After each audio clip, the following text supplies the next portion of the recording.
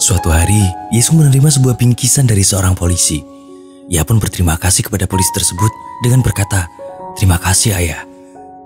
Isi dari bingkisan tersebut merupakan berkas pembunuhan seseorang. Suatu ketika, Yesung menghadiri persidangan dengan terdakwa Lee Yong-gu. Yesung saat itu menjadi seorang pembela untuk Lee Yong-gu.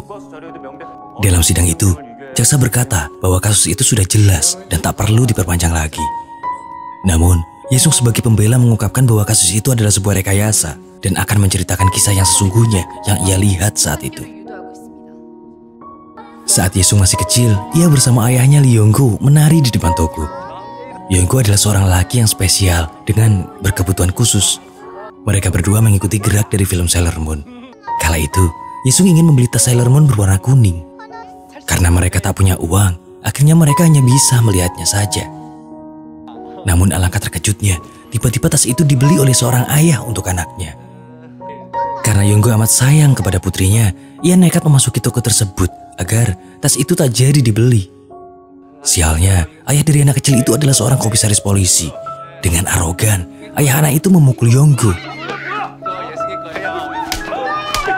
Yesung kecil itu hanya bisa menangis.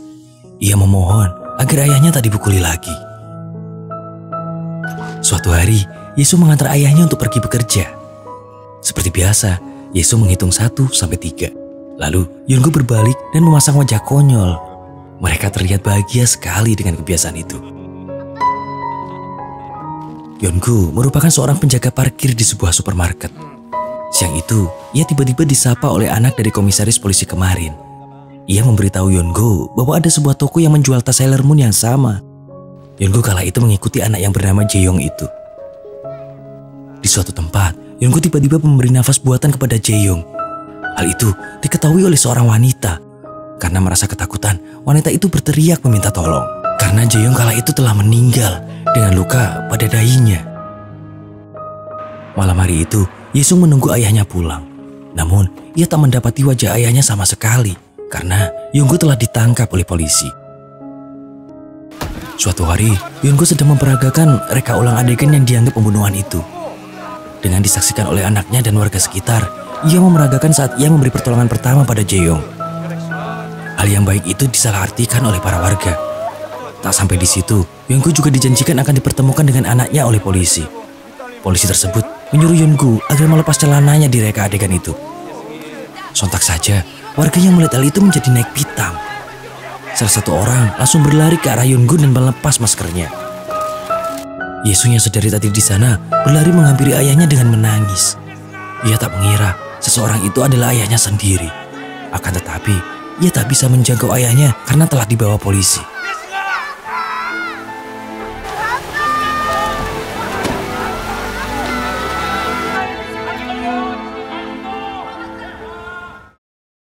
Yong-gu kemudian dimasukkan dalam sel tahanan, di mana di situ ada 5 orang napi di dalamnya.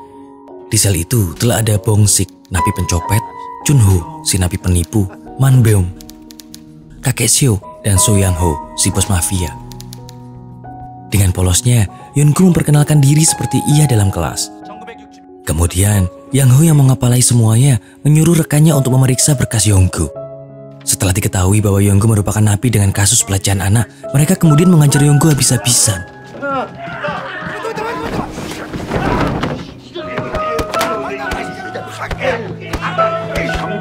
Mereka berhenti setelah mengetahui bahwa Yong-gu adalah terpidana mati dalam kasusnya. Suatu hari, Yong-gu tengah melihat Yang-ho akan ditusuk oleh bos mafia lain. Tanpa pikir panjang, ia menyelamatkan teman satu selnya itu, sehingga membuatnya tertusuk benda tajam.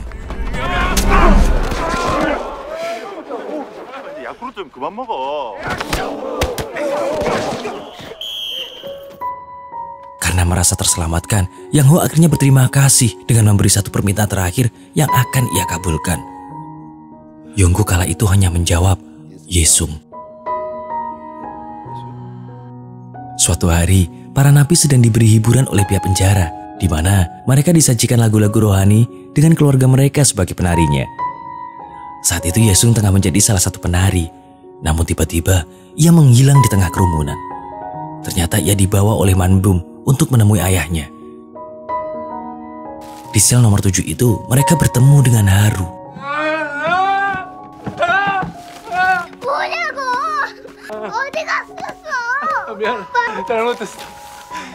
Yesung kemudian bertanya, mengapa ayahnya dipenjara? Ia pikir ayahnya bukan orang yang jahat. Dan dengan polos, ayahnya berkata di depan teman-temannya, yang jahat bukanlah ayah, namun teman-temannya di penjara itu yang jahat. Waktu itu, Manbum kemudian mendapat kabar bahwa rombongan Yesung akan pulang lebih awal. Manbum berusaha membawa Yesung, namun semua sudah terlambat. Untuk sementara, Yesung tinggal dengan ayahnya di penjara. Beberapa hari kemudian, ada sebuah kabar akan adanya acara keagamaan lagi. Mereka pun menyiapkan rencana untuk memulangkan Yesung. Akan tetapi, saat hari itu tiba, ternyata itu bukan rombongan Yesung. Itu adalah rombongan biksu Shaolin. Sementara itu, petugas menyadari bahwa ada anak yang hilang dari rombongan Yesung. Petugas pun mengecek sel nomor 7 dan sialnya, mereka ketahuan.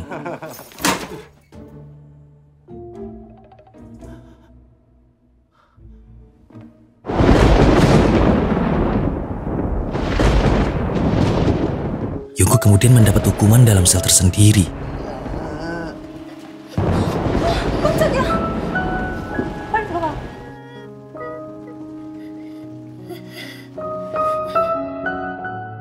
Suatu malam, terjadilah kebakaran hebat di penjara. Hal itu disebabkan oleh seorang napi yang mengamuk dan membakar penjara. Semua napi dikeluarkan untuk diamankan. Dan kepala sipir mendatangi sendiri si napi pembakar penjara. Sialnya, dalam pertarungan itu ia harus tertangkap dalam api. Melihat hal tersebut, Yongko kemudian menyelamatkan kepala sipir dari kepungan api itu.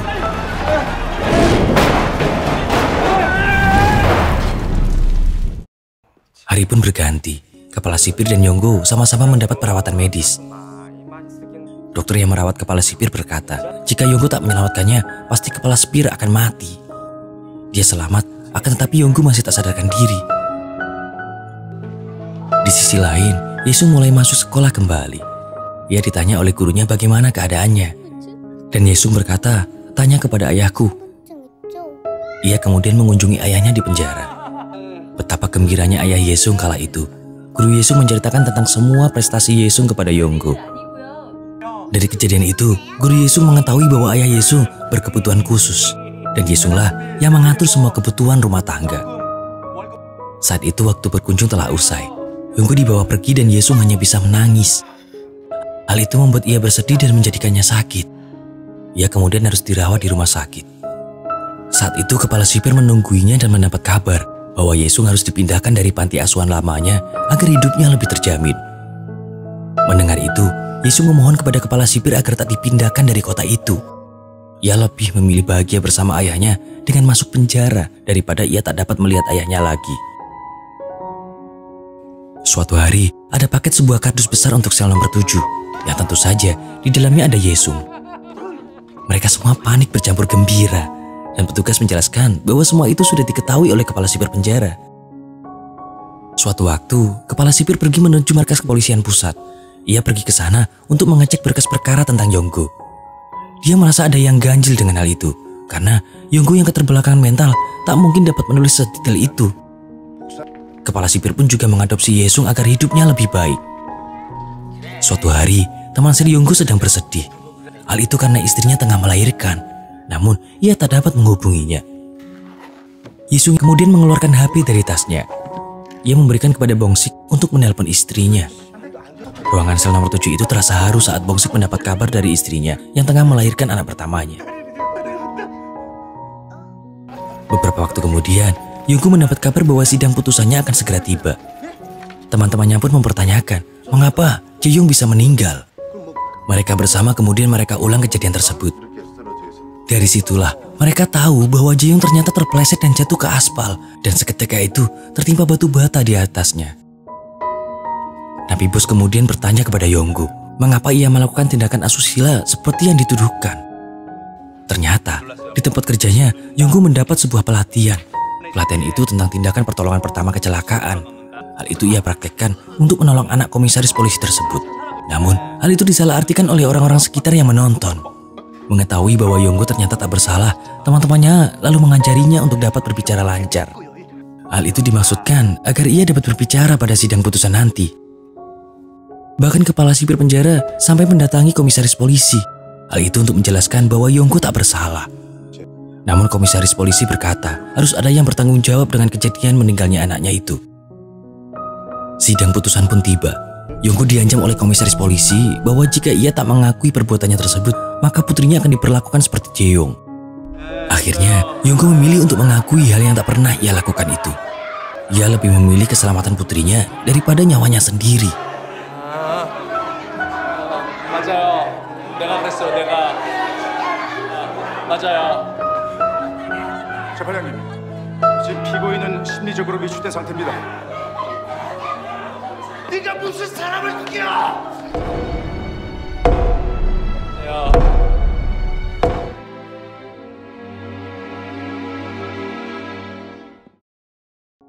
Suatu hari, kepala sipir mendapatkan kabar tentang eksekusi Yongko. Rencananya, dia akan dieksekusi tepat di hari ulang tahun Yesung. Kemudian kepala sipir meminta izin kepada guru Yesung. Ia meminta hal itu untuk bisa melakukan sesuatu sebelum eksekusi dilakukan. Sementara itu, teman-teman Yongko tak terima dengan keputusan eksekusinya. Mereka mencoba mengeluarkan Yongko dari penjara, tentunya dengan sebuah rencana. Hari di mana rencana itu dijalankan telah tiba. Di hari itu, diadakan pentas seni yang di dalamnya ada Yesung. Setelah pentas seni itu, mereka berjalan dengan bergandengan tangan keluar. Teman-teman Yongko memasukkan Yesung dan Yongko ke balon udara, lalu mereka menerbangkannya.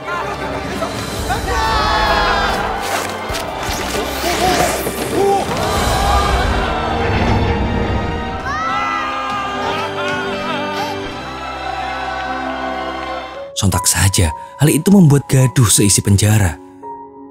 Namun sialnya, tali pengikat balon udara itu tersangkut di pagar penjara. Akan tetapi, Yongko dan Yesung menikmati kebersamaan mereka dengan melihat matahari terbenam bersama. Sementara, semua napi hanya bisa terdiam melihat rencana mereka telah gagal.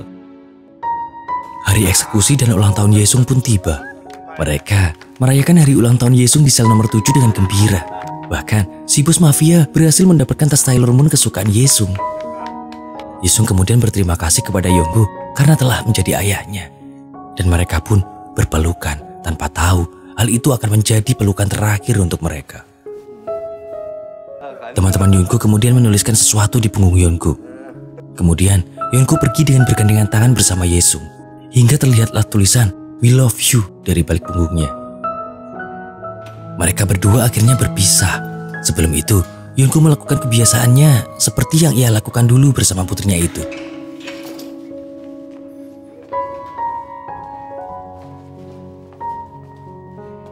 예승이 안녕. 예승이 안녕.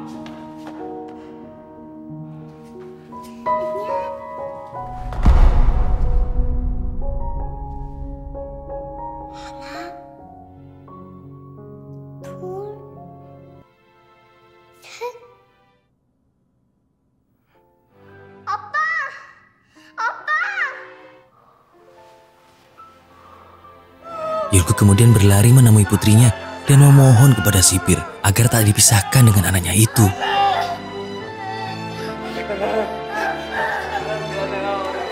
잘못했어요, 선생님. 잘못했어요.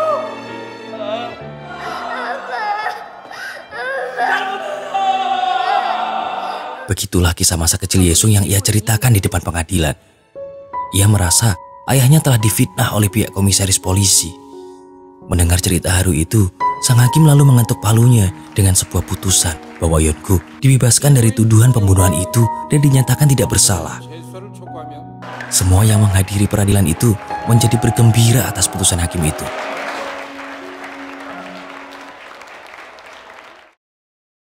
Suatu hari, setelah memenangkan peradilan itu, Yesung tak sengaja melihat balon kuning tersangkut di pagar penjara.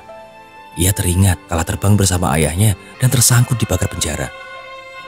Namun kala itu, bayangan ayahnya berkata bahwa ia mencintai Yesung sambil terbang berlalu.